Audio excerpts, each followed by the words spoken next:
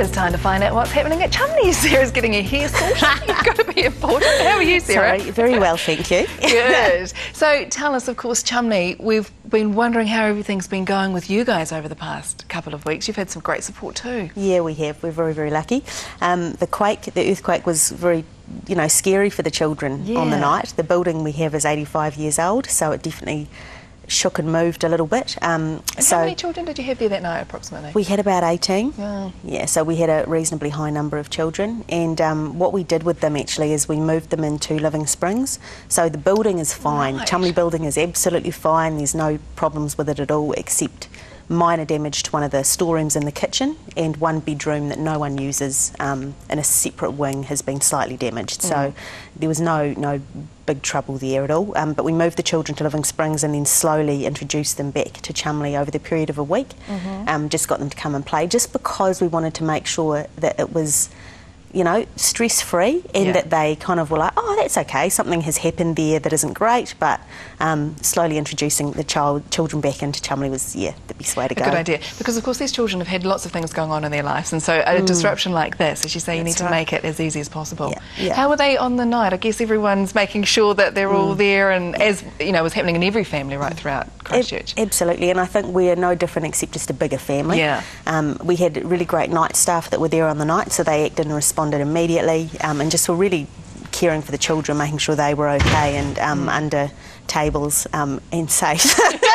As we all were. But I mean, they're just great. Hey, they came back. Children are resilient. It's such a fantastic thing. They've all come back in and they're just right back to normal. It's brilliant. That is good. And in the meantime, they got to have a week at Living Springs, which is such an amazing location too, isn't it? It's a beautiful, very lovely looking, high quality building, and they've been very, very good to us actually. So the children loved it. They're always going to enjoy it. But I was amazed they wanted to come back. Like I went over there on the Saturday to clean the kitchen up, and I made bacon and eggs, and they had the lunch over at Living Springs, and they're all like, oh, we want to come back. But I'm like, no, you'd much rather be at Living Springs. But it was so funny. Isn't that nice though? And that just goes to show what they think of Cholmondeley too, which is brilliant. Exactly, exactly. Now, sadly, the earthquake has meant a few things have had to be postponed. So talk to us about how that's affected you guys. Yeah, it definitely has affected us. We the closest event after the quake was on the 11th of September. We had a black tie dinner at the George Hotel, the Cherry Blossom dinner. And that was postponed, and we don't know when that will be running again, so it may not be in 2010. And we're talking maybe, I don't know, value on that $8,000 to $10,000, I'd say. Significant. Well, it makes a difference, when every event, and you work so hard to get these things happening. So that event, and then the Mitre 10 Mega, it's called the Cholmondeley build, where we're building a house and auctioning it off, and the proceeds will come for us to build a new kitchen, which is very timely given the damage done to the kitchen. And that wasn't you cooking the bacon and eggs? No, I actually tried it on the barbecue outside. Good idea. Really tasty. I love bacon. Anyway, that's completely beside the point. But so that has definitely affected our ability to get the kitchen sorted as quickly as we'd like. But having said that, huge respect to all of the parties involved with the Mitre 10 Mega build, because obviously they're in the industry where people desperately need their help and skills right now. So we've got builders that were going to be working for nothing on this project for us, but now they're really, really needed in the community. So I think with all huge respect to them, and we will get it back on track, and really fingers crossed it will happen before the end of the year. That will be great. So it's still something that is in the pipeline? I think it will happen before the end of the year, but you never want to... we don't know. We don't know, but you'll hear it on CTV, and also on More FM. We'll let people know when it's going to be back on again, and we'll send a press release out as well. Yeah, good stuff, fingers crossed.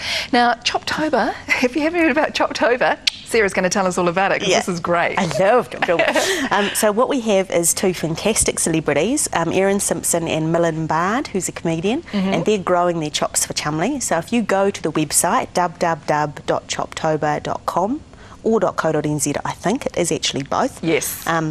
You can register, and you need to register in September, which is critical, to be a chop grower. And all you have to do, if you're a lady, you just buy these stick-on plastic things, right? And it's actually just about getting involved. And you have your photo on the website, and all your friends and that sponsor you to grow your chops. And then we have a big shave-off, a big chop shave-off. We're doing it here on the 29th of October, which is great. And we'll bring some of the corporate companies that are doing it as well that we want to get involved. We'll bring them into, and mods are going to be doing the cutting, or the shaving, I should say, to the chaps.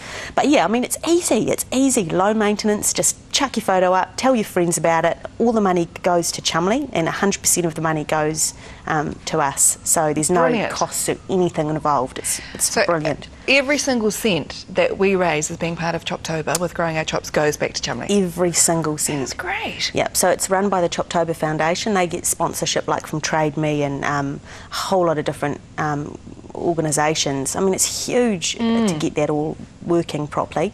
And then they make sure they choose 4 or 5 charities, and then the individual chop growers can pick their charity that they want the money they raise to go towards. So you don't have to do any admin or any maintenance. It's you easy. Just upload your photo, get growing, you know. Throw away the razor. They can totally throw it. And we need to shape with men. True. Without shaped, yes, messy. So yes, some tidying will be required. But our boss is going to do it, and he's one of those gentlemen that gets really thick hair on his face. So he's talking, about a big full-on, one of those old-fashioned. I think it's going to be crazy, but a very good cause. Yes, very good, because there's going to be some such funny looks out there, because everyone has their different idea about what chops are fashionable and that kind of thing, so there's going to be some crazy ones. I know, it's going to be hysterical. And women can take part as well, so absolutely. As you said, Erin Simpson's got some plastic ones, and you can make them however you want. Yeah, you can even, I've been trying to get her to turn her hair into chops. I'm not quite sure if she's happy about that, but you could just style your hair to look like chops. I mean, you can do anything. It's just about getting involved. Exactly. See? It's going to be a good look, absolutely. Yeah. So they have until the end of September to make sure that they're registered. And obviously we're looking for as many people as possible to take part.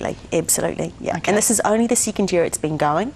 So given that it's the second year, the event is just brilliant. The website is cool looking, it's fun, it's new, it's different. I'd get right into it. Yeah, so do it, guys and girls, but particularly guys. I mean, it's there for you. It's there for the taking. You don't need to do anything apart from keep growing, which is really good. Anything else that you need at the moment at Cholmondeley that we can let people know about?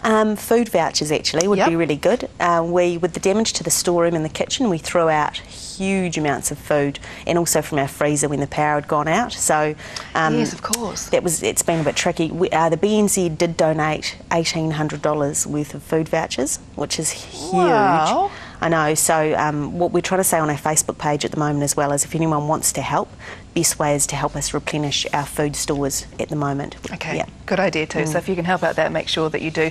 And here are some details now for you for Cholmondeley. Thank you very much. Thank you. Cholmondeley, of course, 6 Cholmondeley Lane, Governors Bay in Littleton. Phone number there 0332 99832, and head to the website to find out more information about everything that we've been talking about today, which is cholmondeley.org.nz.